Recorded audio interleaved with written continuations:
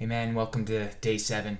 Today we're going to be talking about just recapping the principles we've talked about earlier. It's really lays a solid foundation for our pursuit in healing and health and becoming the men God has called us to be. And I relate it to the parable of the sower.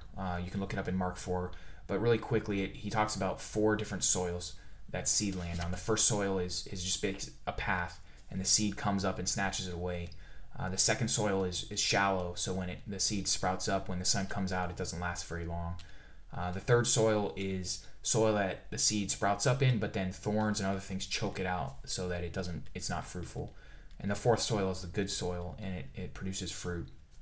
And I really liken that to our journey in becoming more like Christ in this place. And I drew a little diagram for us, and as we're here and we're becoming like Christ in this journey of wholeness and health. And this isn't a perfect diagram, this isn't a perfect analogy, but I think it helps. The first soil is owning it, right? In order to get anywhere, you're going to have to own the choices that you've made. You're going to have to own the fact that you made the choices to get here.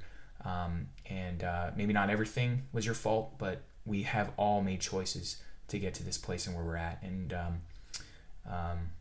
it's in some ways it's like our salvation, where we need to admit the fact that we are sinners and we've made choices that have separated us from God. So that's really critical. All right. The second soil is wanting it. All right. The second soil sprouts up, but then when it gets tough, he bails. All right. You have to want it. There's going to be things that are going to be difficult. You're going to have to give time, energy, money. If you don't want it, this journey is not going to be successful. Third soil is motive. All right. It has to be about Jesus. It has to be about becoming like him and becoming the man that you've been called to be. If it's for your wife or it's for anybody else, it's not going to work, as we talked about. Then it becomes about them. If you have it about Jesus, it has about who you've been called to be, and keeping the focus on him, you'll ultimately be a better husband and father than you could ever become if they were your object of who you were trying to please. All right. The fourth thing was believing it. All right. Believing it, I liken it to kind of guardrails. It keeps us focused. We have to believe that we are new creations. This isn't about being perfect, but there is a reality that even next year, 10 years, if I'm walking with Christ, I'm probably going to be sinning less. I think that's pretty logical. It's not about sinning less, though, but that's a natural outflow of it. But we have a new creation.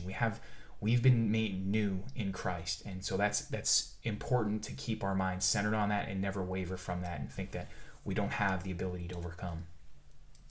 All of this is done in relationships, which was the first thing that we talked about. All right, relationships are key. It colors everything we do.